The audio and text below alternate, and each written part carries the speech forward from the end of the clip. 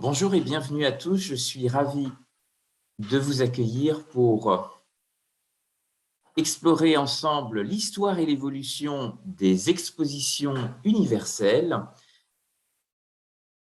Un voyage dans l'espace et dans le temps depuis l'exposition universelle de Seattle en 1962 à celle de Dubaï 2022.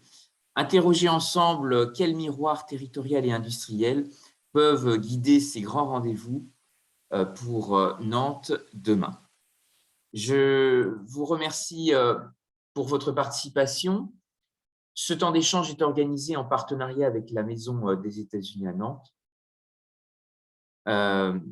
qui a largement relayé l'organisation de cette conférence débat et je la remercie. Alors, la liberté des États-Unis favorise la créativité, l'innovation et les opportunités. C'est l'un des thèmes qui a été retenu dans le cadre du pavillon américain à l'exposition universelle de Dubaï. Mais je vais vous proposer de revenir un peu en arrière et de retrouver quelles ont été les initiatives du passé, comment les États-Unis ont participé à des expositions universelles, quelles ont été aussi les innovations mises en place et comment finalement chaque exposition universelle se veut une expérience exceptionnelle. En particulier, c'est l'une des ambitions de Dubaï, faire en sorte que ces portes ne se referment jamais pour continuer à connecter les esprits et construire le futur. C'est notamment le thème fort qui a été choisi pour l'édition 2022 de Dubaï. Alors, connecter les esprits, construire le futur, c'est une réflexion qui intéresse bien entendu le sol nord-américain, son ouverture aussi sur le monde, sa relation avec beaucoup de diaspora, une histoire d'immigration extrêmement intéressante qui a permis aussi de faire circuler des idées, un grand nomadisme, des transferts de connaissances, d'innovations extrêmement importants. Et Dubaï est aussi un moment privilégié pour créer, innover et collaborer ensemble. Vous avez aussi en photo le site de l'exposition tel qu'il existe aujourd'hui. Vous savez que cette exposition va se terminer le 30 mars 2022. Et comme vous pouvez le voir ici à l'écran, le site s'articule autour de 3 districts. Un district mobilité, un district opportunité et un district durabilité. Des infrastructures modernes ont été aussi conçues pour le confort des visiteurs à travers un métro dernier cri que vous voyez ici en photo, fruit d'une collaboration dans le cadre d'un consortium franco-japonais qui associe Keolis et Mitsubishi. Vous savez qu'en termes de mobilité urbaine, les Français sont aussi très actifs sur le sol nord-américain. Bolloré, qui a été pionnier notamment à Indianapolis, beaucoup aussi de solutions de mobilité proposées par d'autres acteurs dans le domaine des transports. Alors, l'exposition universelle de Dubaï est aussi assez avancée dans ce domaine, avec en plus du métro que je vous ai présenté, un vaste réseau de bus qui permet de relier les différents pôles aux Émirats, y compris l'aéroport d'Abu Dhabi qui dispose d'une ligne de bus qui permet d'arriver directement et gratuitement à l'exposition universelle de Dubaï, qui est d'une certaine façon une boussole créative pour voir le monde à travers 192 façons. Ces 192 façons, ce sont finalement le nombre de pavillons qui sont représentés. 192 pays ont répondu favorablement à l'invitation de se réunir, de se rassembler et d'explorer ensemble le pouvoir des connexions pour façonner le monde de demain. À travers des signatures architecturales audacieuses, on va y revenir comment depuis son lointain passé, les expositions universelles sont véritablement des laboratoires dans ce domaine. Et puis, en y associant aussi des performances créatives, culturelles et des innovations uniques qui permettent aux pays du monde entier d'être représentés à travers des pavillons parfois tout à fait insolites. Alors, résumer l'exposition universelle de Dubaï, c'est effectivement en une phrase 192 façons de voir le monde Et nous allons regarder comment finalement les technologies et les idées du futur ont aussi aidé à façonner, créer un monde beaucoup plus équilibré face aux crises. Un peu d'histoire, un retour en arrière que je vous propose pour naviguer aussi sur les initiatives américaines qui ont été développées dans ce domaine. Nord-américaine, parce que les États-Unis n'étaient pas seuls dans cette compétition. Je reviendrai aussi sur ce qu'ont mis en place les Canadiens, puisque Seattle est aussi très proche de la frontière canadienne, de Vancouver. Et vous savez que Montréal avait aussi accueilli une exposition universelle très ambitieuse sur le thème Terre des Hommes, poursuivant le message de l'œuvre éponyme d'Antoine de Saint-Exupéry. Depuis 1970, les expositions universelles se définissent comme une plateforme pour présenter des grandes innovations qui vont façonner le monde dans lequel nous vivons. Je voudrais revenir sur la New York World Fair, exposition universelle de New York en 1939, où la première diffusion télévisée en direct a été réalisée. Dans le domaine des sciences, des ordinateurs, vous savez que beaucoup de découvertes ont été aussi dévoilées dans le cadre d'expositions universelles. D'abord, l'exposition internationale de l'industrie et de l'art de Londres de 1862.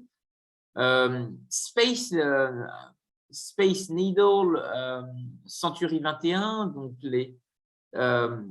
cela concerne directement l'État de Washington aux États-Unis, puisque vous savez qu'en 1962, les visiteurs de cette exposition ont été émerveillés par une odyssée connectée entre ciel et terre à travers des innovations spatiales mises en avant, mais aussi de grandes réalisations dans le domaine des technologies de l'information à travers notamment IBM qui avait à cette époque-là mis en avant un ordinateur capable de répondre à des commandes vocales.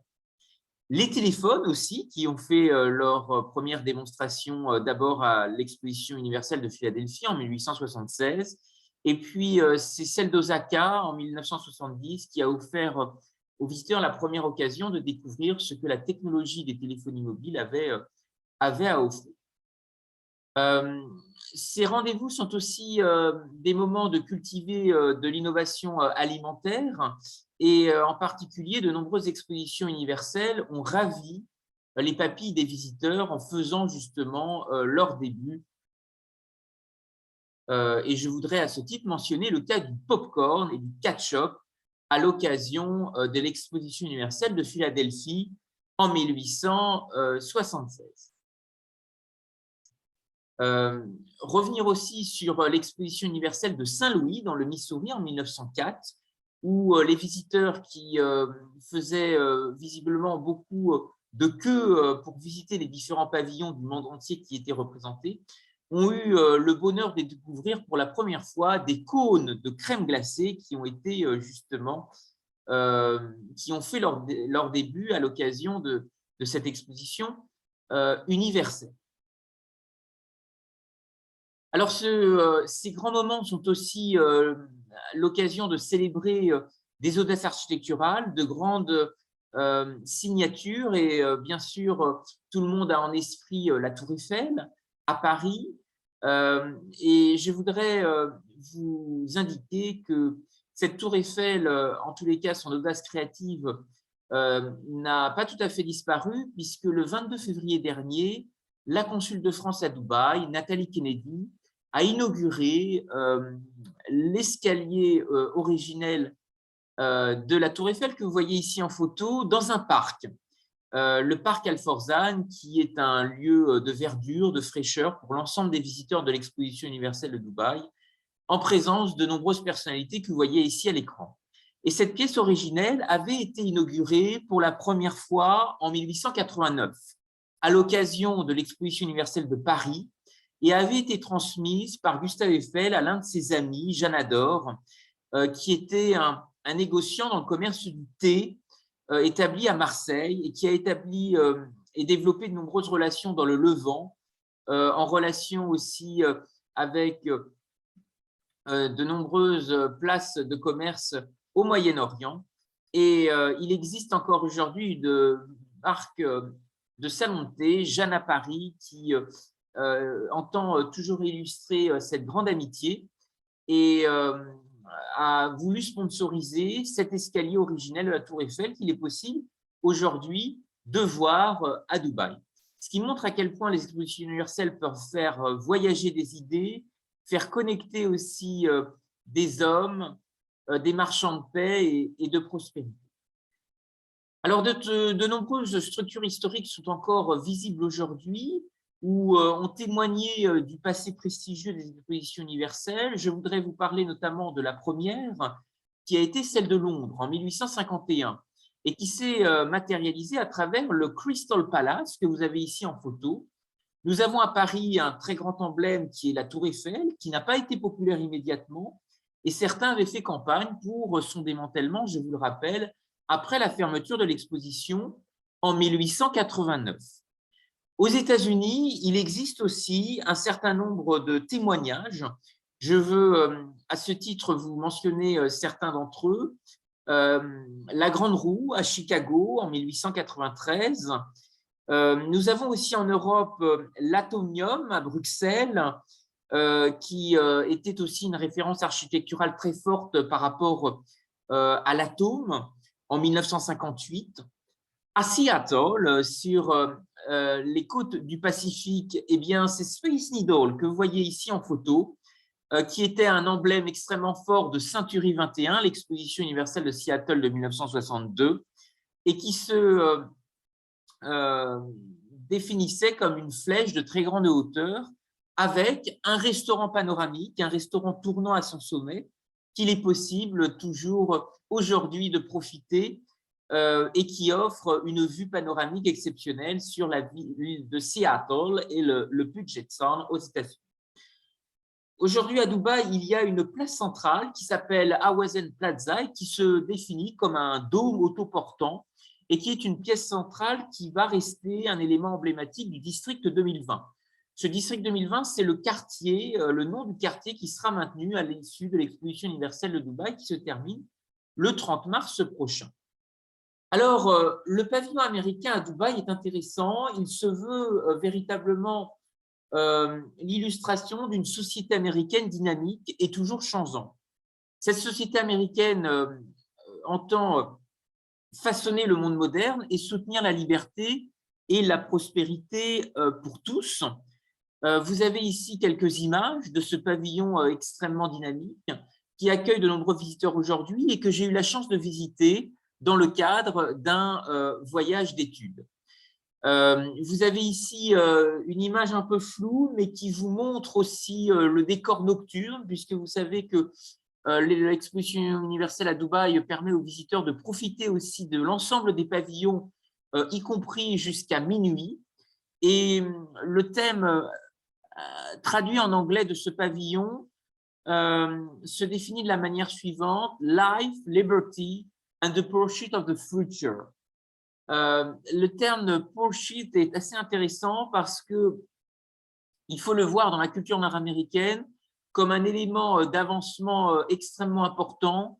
The Pursuit of Future, c'est aussi dans l'esprit et dans de nombreux textes américains, en particulier la Constitution américaine, The Pursuit of Happiness, la poursuite du bonheur. C'est une boussole créative extrêmement importante dans la culture des États-Unis. Alors, trois thèmes sont forts, sont mis en avant au sein du pavillon américain. La mobilité en action. Vous voyez notamment le prototype de SpaceX qui est mis à la disposition des visiteurs. La liberté de construire le futur et l'idée que le ciel n'a pas de limite. Le ciel n'a plus de limite, c'est aussi un clin d'œil extrêmement fort au rôle qu'entendent jouer les États-Unis dans le domaine des innovations spatiales. Et vous savez que beaucoup de pays du Golfe s'y intéressent particulièrement à travers notamment la découverte de nouveaux hydrocarbures, la conquête qui veut se faire dans l'espace, notamment autour de l'hélium, qui est l'un des gaz les plus légers au monde. Toute la prospérité du Qatar, vous le savez, s'est construite sur un statut d'exportateur mondial de gaz naturel liquéfié. Eh bien, dans les hydrocarbures du futur, les pays du Golfe s'intéressent aussi au rôle que peuvent avoir des innovations spatiale demain. Alors, beaucoup d'expériences modernes sont nées et remontent à des expositions universelles, en particulier qui sont tenues aux États-Unis. Je voudrais vous rappeler l'exposition universelle de Chicago, où avaient été mis en valeur notamment les avancées de l'électricité, la grande roue, mais aussi la fermeture éclair en 1893. L'exposition panaméricaine de Buffalo, où avait été mis en avant l'appareil rayon X. Je vous en ai parlé, l'exposition universelle de Saint-Louis avec le cornet de glace, mais aussi le hot dog qui avait fait son apparition. Et enfin, l'exposition universelle de New York en 1939-1940 avec l'apparition du poste de télévision. Alors, la présence américaine n'est pas anodine à Dubaï. Vous savez que le Moyen-Orient, the Middle East, est une zone d'influence très importante pour les États-Unis. L'influence américaine est très forte aux Émirats arabes unis, mais aussi dans un certain nombre de pays voisins du Golfe. Je pense à Bahreïn, à l'Arabie saoudite, au Koweït et bien entendu, dans une moindre importance également, au Qatar. À ce titre, l'exposition universelle à Dubaï se veut un véritable carrefour de la diplomatie et également des échanges. Et le thème qui a été choisi pour cette exposition universelle, c'est connecter les esprits, créer le futur, connecting mind, creating the future, avec l'idée justement que le rôle facilitateur du commerce, des échanges entre les hommes, peut générer une génération, de nouvelles générations de marchands de paix et de prospères. Alors, je voudrais, à travers l'actualité aussi, faire un lien important et vous dire que de nombreux pays de l'ancien espace soviétique sont aussi très largement représentés.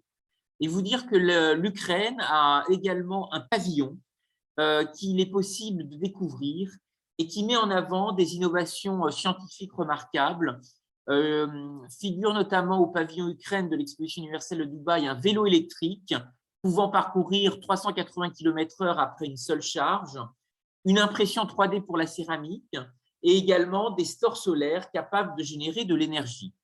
Toutes ces innovations entendent justement refléter le caractère unique et l'originalité du peuple ukrainien et de sa culture à travers le prisme des technologies modernes.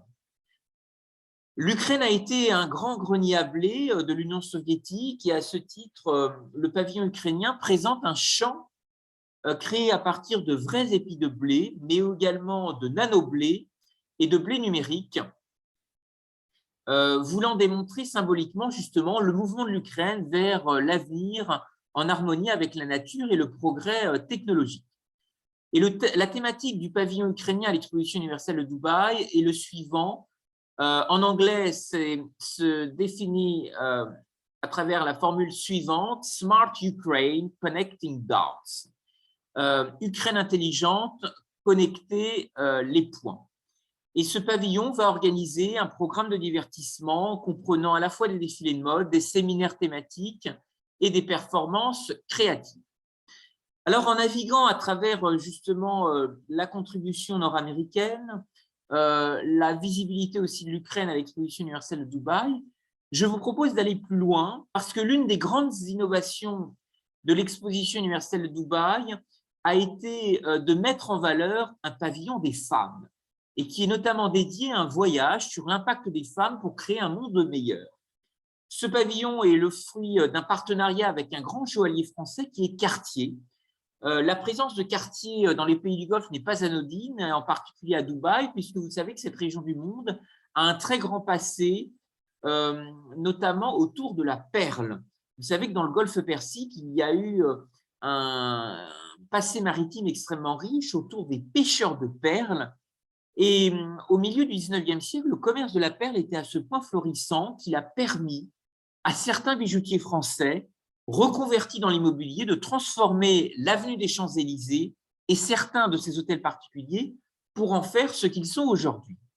Je vous propose d'insister tout particulièrement sur la place de ce pavillon des femmes parce qu'on va revenir en quoi finalement c'est aussi une innovation nord-américaine parce qu'il y a eu un woman building qui a été notamment mis en valeur dans le cadre de l'exposition universelle de Chicago. Alors, le pavillon des femmes, à travers une exposition thématique qui s'appelle Nouvelles perspectives, imaginée en collaboration avec Cartier, invite les visiteurs à célébrer et à reconnaître le rôle central joué par les femmes à travers l'histoire. Et en présentant ces contributions, ainsi que les défis auxquels les femmes du monde entier sont confrontées, le pavillon des femmes entend mettre en avant un principe important: lorsque les femmes s'épanouissent, l'humanité s'épanouit. Et c'est un message qui est aussi très largement porté à Dubaï en anglais: When women strive, humanity strives. Alors, Cartier, je voudrais aussi y revenir, puisque c'est l'un des partenaires et des soutiens de ce pavillon des femmes, a une histoire saisissante, très particulière, autour de l'engagement des femmes. Je voudrais vous rappeler que Jeanne Toussaint, directrice artistique de Cartier, s'était opposée à l'occupation allemande avec un bijou très symbolique qui avait provoqué son arrestation en 1942. Elle avait notamment imaginé une broche en y associant des métaux et des pierres précieuses qui représentaient un oiseau en cage. Et dans les vitrines du magasin de la rue de la Paix à Paris, non loin de l'état-major allemand qui était installé au Ritz, trônaient en 1942 des broches qui représentaient justement cet oiseau en cage. Je vais vous raconter cette petite histoire et vous expliquer comment cet oiseau en cage a évolué. Vous avez ici un croquis qui est représenté au moment de la libération, où cet oiseau est sorti de sa cage. Alors, Cartier avait été notamment beaucoup inquiété, notamment à travers sa collaboration aux côtés du général de Gaulle, puisque le joaillier avait été un très grand soutien des forces alliées en lien avec Franklin Roosevelt, et le général de Gaulle, qui avait pu notamment compter sur l'aide de Jacques Cartier, qui lui avait justement ouvert ses portes de ses bureaux à Londres lors de son arrivée en 1940, et lui avait notamment permis d'y enregistrer certains de ses discours. Et je pense que beaucoup d'entre vous se rappellent du discours de la France libre. Alors, Cartier a eu aussi beaucoup de relations avec de grandes femmes créatives, en particulier Coco Chanel, qui était intervenue pour faire libérer Jeanne Toussaint, directrice de la création de Cartier, et lui permettre de ne pas subir d'intimidation de la part des nazis. Alors, Paris a été libéré en 1944 et l'oiseau en cage dont je vous parlais est sorti pour orner de différents bijoux célébratoires. Et sur une broche créée en novembre de la même année, eh bien, une inscription 1945 will be better. L'année 1945 sera meilleure, explosant la joie de ce rossignol que vous avez vu notamment sur ce croquis ici, et qui prend de nouveau son envol. Alors, l'année 2022 qu'on a connue est assez particulière et on peut s'interroger, est-ce que 2022 sera will be better? Est-ce que 2022 sera une année meilleure à travers toutes les péripéties que nous avons traversées? Je crois que l'un des témoignages extrêmement intéressants de ce pavillon des femmes, c'est de finalement revenir à une très grande innovation qui a été expérimentée pour la première fois en 1893 et qui peut justement inspirer l'avenir, inspirer le futur. Je voudrais vous parler de l'histoire de ce Women Building qui a été justement conçu à Chicago et qui comprenait un espace d'exposition, une salle d'assemblée, une bibliothèque, et dans le hall d'honneur figurait cette formule que je vais vous lire. Il faudra beaucoup de temps avant qu'une telle agrégation du travail des femmes, comme on peut le voir maintenant dans le Women Building, puisse être à nouveau rassemblée de toutes les parties du monde. Alors, ce premier pavillon des femmes, ce Women Building à Chicago, a été le fruit de l'implication d'une franco-américaine qui s'appelle Bertha Honoré Palmer.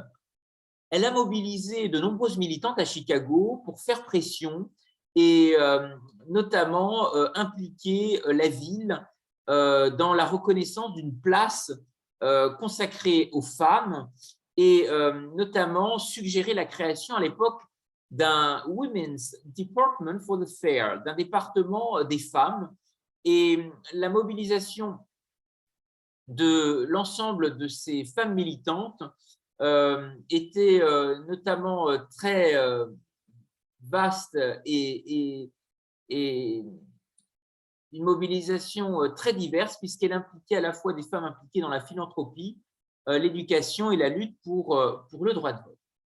Alors, on a retrouvé dans la presse, ici vous avez un exemple de Chicago Sunday Tribune, où effectivement cette Madame Potter Palmer est véritablement bien identifiée dans son rôle de plaidoyer pour faire reconnaître la place des femmes dans la société. Je ne sais pas si vous voyez le titre justement de cet article. Is Mrs. Potter Palmer the only American woman who knows how to spend a fortune? Est-ce que Madame Potter Palmer est la seule femme américaine qui sait comment dépenser sa fortune?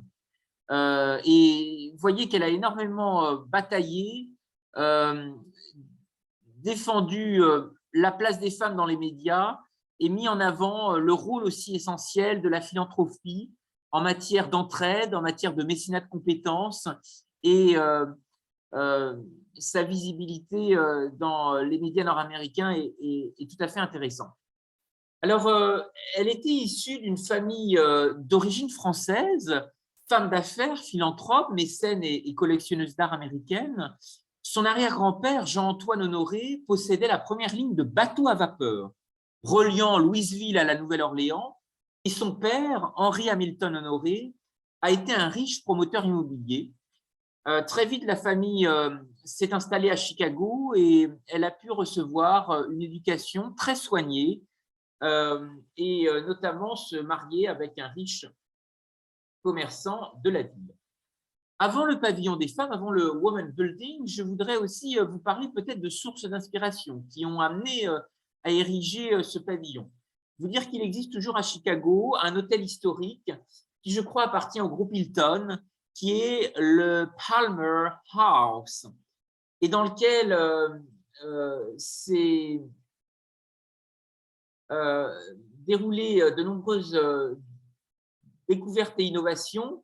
Je voudrais vous citer notamment le brownie, ce dessert typique des États-Unis, qui a été créé par un cuisinier de l'hôtel en 1893 à la demande de Bertha Palmer. Cet hôtel historique est peut-être une source d'inspiration, en tout cas un élément extrêmement intéressant qui a pu justement motiver Madame Palmer à créer un pavillon dédié, un hôtel spécifique consacré aux femmes.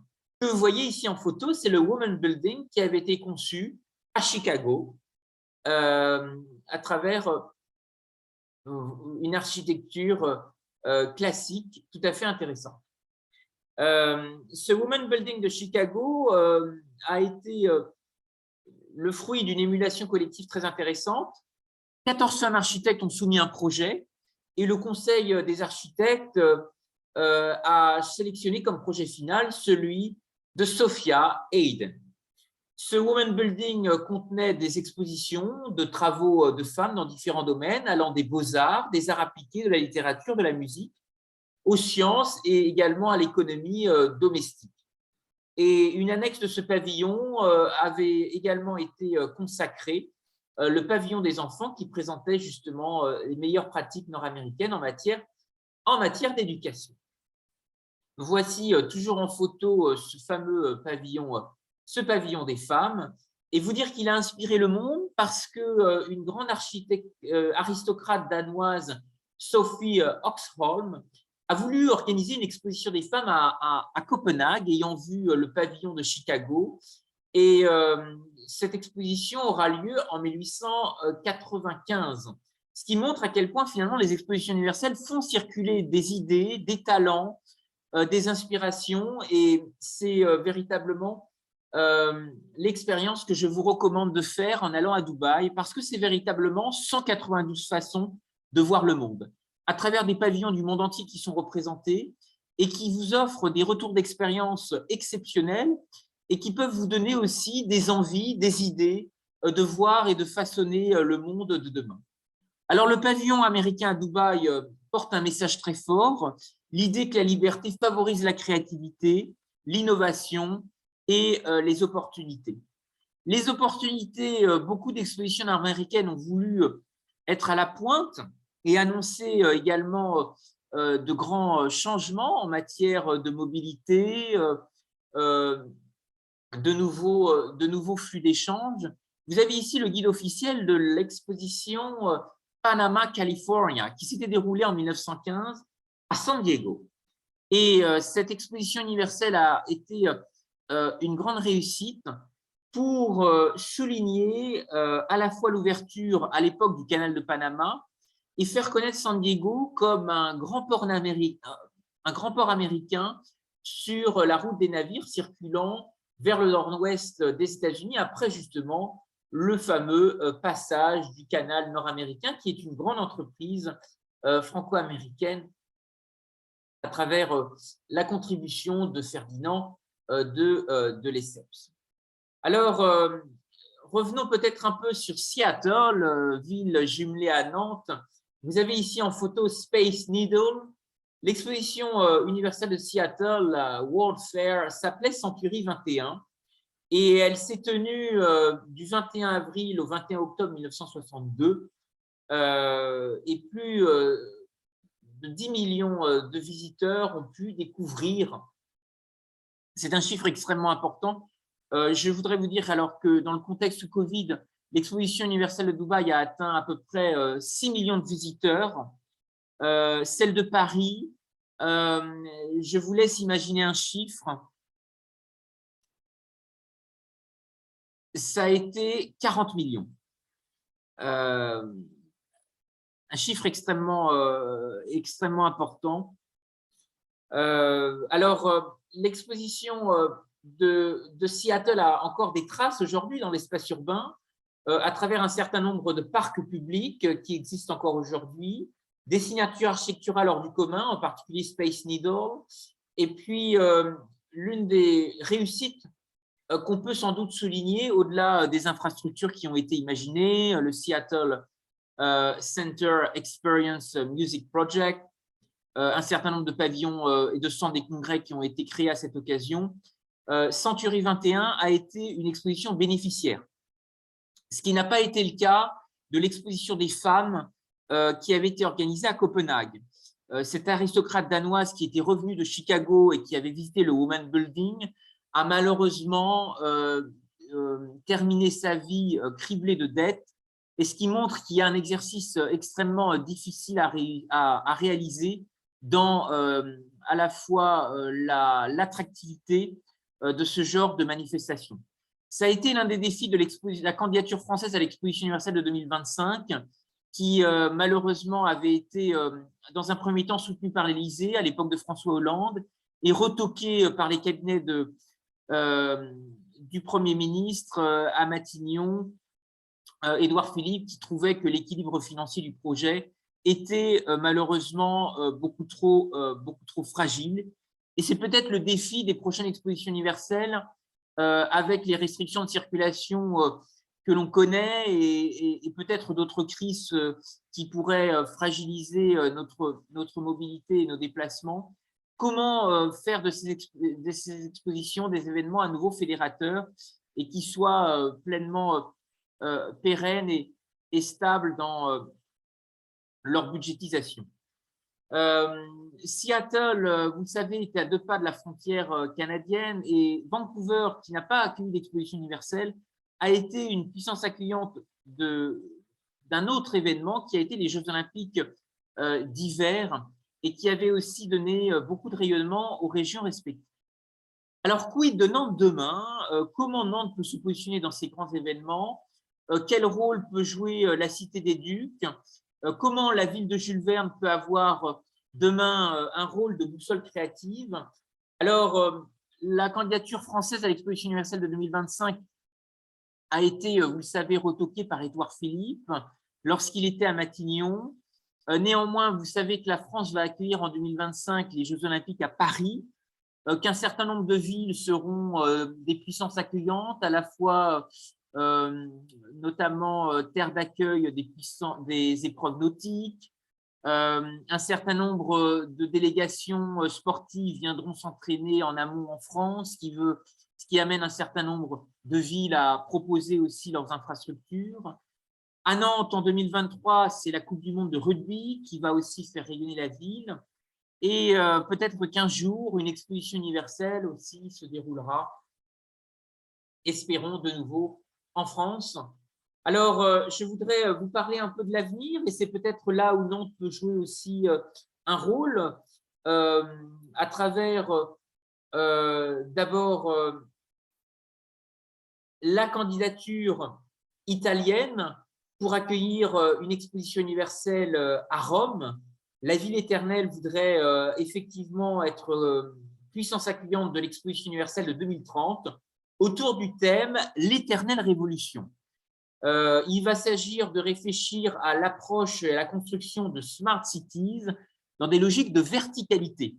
La logique de verticalité se veut être un élément aussi très important dans la thématique des systèmes agricoles, des circuits courts. Nous sommes aussi à Nantes une grande région maraîchère, ce qui veut dire qu'en matière d'économie circulaire, toute l'histoire du mine, la capacité de Nantes à avoir été aussi une ville-port avec son hangar à bananes, avec ses différents quais et structures de stockage et d'approvisionnement. Peut-être que Nantes peut avoir aussi des réflexions à apporter dans ce domaine. Vous savez que l'Italie a accueilli une exposition universelle dont la plus récente s'est déroulée à Milan et qui avait pour thème « Nourrir la planète, énergie pour la vie ». Et c'est peut-être un thème que Nantes, dans à la fois sa capacité de grand pôle agroalimentaire du Grand Ouest, de pôle santé, pourrait peut-être jouer à travers cette candidature si elle est confirmée pour 2030. Un autre sujet extrêmement intéressant, c'est la prochaine exposition universelle qui va se dérouler en 2025 à Osaka, dans une région du Japon qui n'est pas négligeable, qui est une région qui s'appelle le Kansai et qui a été le laboratoire de la révolution industrielle japonaise sous l'ère Meiji. Et Osaka a souvent été surnommé le Manchester de l'Orient. Cette ville a déjà accueilli une exposition universelle en 1970 et va renouveler l'essai en accueillant la prochaine exposition universelle de 2025. Je voudrais vous dire que cette exposition universelle est extrêmement importante pour Nantes parce que le château des Ducs de Bretagne est jumelé avec le château d'Osaka que vous avez en photo ici. À la fois parce que ces deux châteaux partagent une très grande culture médiévale. La culture des samouraïs peut aussi se fondre dans l'histoire d'Anne de Bretagne. Et peut-être que Nantes et Osaka pourraient justement travailler ensemble au-delà de la coopération culturelle et créative qui existe entre les deux châteaux historiques, le château des Ducs de Bretagne à Nantes et le château d'Osaka que vous avez ici en photo. Je vais vous parler de ce projet d'exposition universelle à Osaka et je vous invite peut-être à réfléchir comment demain des initiatives nantaises pourraient aussi germer pour participer, pourquoi pas, au pavillon France qui sera représenté ou s'impliquer dans d'autres pavillons, peut-être promouvoir aussi des réalisations créatives dans ce domaine. Le thème de l'exposition universelle d'Osaka en 2025, c'est concevoir la société du futur, imaginer notre vie de demain. C'est un thème qui va se décliner en 3 sous-thèmes: sauver des vies, inspirer des vies et connecter des vies. À ce titre, un projet très intéressant d'Invention sur la mer va être conçu à travers une île artificielle qui va accueillir le site de l'exposition et qui se voudra un véritable laboratoire vivant des peuples, un laboratoire pour une société de l'avenir. et qui entend véritablement permettre aux visiteurs de profiter d'une forêt de la tranquillité, de parcs, de jardins dernier cri, de pavillons où seront représentés les pays du monde entier. Et je crois que ce sera une exposition tout à fait intéressante qui sera l'occasion de renouer avec les expériences de Chicago, de Seattle et également de Dubaï. Je voudrais vous remercier à tous pour votre attention. Vous avez ici mon adresse courriel si vous souhaitez recevoir les planches de cette conférence. Je les transmettrai également à Virginie afin qu'elle puisse aussi partager ses ressources auprès des participants ou auprès de ceux qui n'auraient pas pu participer ou rejoindre cette visioconférence. Je voudrais vous remercier à tous pour votre attention et maintenant ouvrir les échanges, remercier la participation de membres du bureau de la Maison des États-Unis. Je vois ici Madame Longuet. Merci en tous les cas pour votre présence. Merci. Vous avez la possibilité de réagir avec votre micro ou à travers la bulle de discussion. Je sais que vous allez partir à Seattle. Est-ce que vous repartez avec peut-être des idées ou des envies de marcher sur les traces de ces expositions universelles? Ben, pourquoi pas. Écoutez, je ne connais pas du tout Seattle. Ce sera l'occasion de découvrir. Donc, voilà, affaire à suivre. En tout cas, merci beaucoup pour votre intervention. Je vous en prie. Écoutez, je pense que Seattle offrira un très, très bel écrin. Au moins, vous encouragez à aller voir Space Needle, ces fameuses tours qui avaient été conçues pour l'exposition universelle de 1962. Tout autour, il y a des pavillons extrêmement captivants à découvrir sur les matériaux biosourcés. Il y a un pavillon en bois qui est le siège de la fondation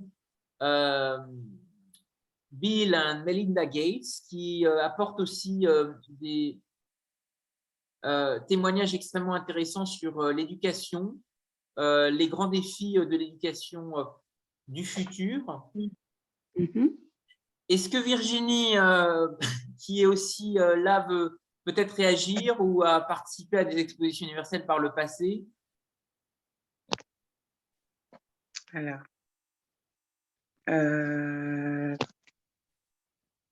est-ce que vous me voyez? Oui. Déjà, merci à toi, Kevin. C'était Oui. vraiment très instructif, très instructif.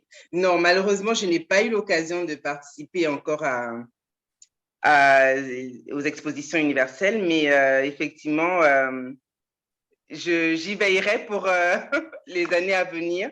Ça m'a beaucoup intéressé et j'espère pouvoir y participer prochainement. La prochaine exposition universelle, c'est celle d'Osaka au Japon en 2025. Oui. Ce que j'indiquais, c'est que le château des Ducs de Bretagne, en fait, est jumelé avec le château d'Osaka. Et il y a toujours un appel à projet qui est proposé pour le pavillon France, dans la mesure où dans le jardin du Muséum d'histoire naturelle, la Maison des États-Unis, en fait, avait porté ces fameux mangas. Je me demandais si finalement, je ne sais pas si les visuels ont été conservés, mais est-ce que finalement, ces mangas japonais qui avaient été réalisés par cet artiste de Seattle ne pourraient pas être aussi un élément, pourquoi pas, de médiation culturelle, médiation scientifique, dans le cadre du pavillon France, pourquoi pas de l'exposition universelle d'Osaka au Japon? Tout à fait. C'est effectivement cette exposition nous appartient, donc il appartient également au consulat des États-Unis. Donc, oui. Effectivement, oui, elle pourrait être utilisée dans ce cadre-là. C'est tout à fait faisable, oui. Est-ce que vous avez conservé justement cette exposition de l'art Salish? Oui, oui, elle nous appartient. Elle est dans nos locaux en ce moment et voilà, on est copartenaire avec le consulat, l'ambassade des États-Unis. Donc, on a cette exposition avec nous, donc autour sur l'art Salish. Et elle a vocation à être réutilisée, en fait, hein, dans le cadre de différents événements pour vraiment faire connaître cette culture. Donc, c'est tout à fait envisageable ce que tu viens de proposer. Entendu. Il y a en tous les cas des liens qui existent déjà. Notamment, il est possible de retrouver alors, sur le site de l'ambassade de France au Japon, la chambre de commerce aussi franco-japonaise a déjà mis en valeur des appels à idées, des appels à projets pour cette prochaine exposition universelle. Recherche à la fois des prestataires, des knowledge partners, des partenaires de la connaissance, des structures qui pourraient aussi apporter des contributions. Alors, peut-être que cette exposition sur l'art Salish peut être aussi un élément de médiation intéressant. Tout à fait. Tout à fait. Est-ce qu'il y a d'autres questions? Non, moi, en ce qui me concerne, rien. Écoutez, merci en tous les cas. Je vais transmettre à Virginie la présentation PSDF de cette conférence débat. Vous transmettre aussi la restitution en vidéo sur YouTube, comme ça elle pourra aussi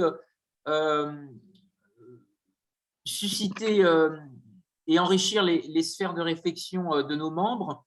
Juste pour conclure, je vous rappelle alors ici sur cette slide les 3 sous-thèmes de l'exposition universelle d'Osaka au Japon en 2025, sur la société du futur, sauver des vies, inspirer des vies et connecter des vies. Ce sont des thèmes en fait qui sont extrêmement larges et qui peuvent très largement en fait avoir des significations très fortes. L'exposition sur l'art Salish qui fait référence au biomimétisme, à la relation aussi entre l'homme, le prisme homme-nature, la capacité à utiliser peut-être demain des matériaux biosourcés, la capacité aussi peut-être à cristalliser des dynamiques d'innovation peu coûteuses en utilisant justement une symbiose entre l'homme et la nature. Je pense que c'est des sujets qui peuvent aussi beaucoup intéresser les organisateurs japonais. Et puis, la notion de vie peut s'exprimer aussi à travers l'art des jardins. Nantes est une grande ville de botanique. Il y a beaucoup de délégations asiatiques qui viennent à Nantes dans le cadre des Floralies. Il y a le partenariat coréen très fort, notamment au Grand Blotreau, où effectivement la notion de vie est mise en valeur à travers plusieurs formes symboliques. Et donc, je vous invite d'ores et déjà à peut-être faire un brainstorming et à réfléchir comment autour de vous ces 3 sous-thèmes rayonnent, alors soit à travers des associations, à travers la société civile, ou peut-être aussi à travers des écrins botaniques, végétaux. Nantes a aussi beaucoup de grands projets autour de l'imaginaire de Jules Verne, le parc Aéron, les machines de Lille, le pavillon Guerlain à proximité de l'aéroport. Voilà, ça sera le mot de conclusion. En tous les cas, je vous invite à produire du jus de cerveau et à réfléchir en tous les cas autour de ces 3 sous-thèmes: sauver des vies, inspirer des vies et connecter des vies, qui vont articuler l'organisation de la prochaine exposition d'Osaka au Japon en 2025. OK. Je vous souhaite une très très bonne journée. Je vous en prie et je vous remercie en tous les cas pour votre participation et votre interaction. À bientôt. Merci, bonne fin de journée, à bientôt, au revoir.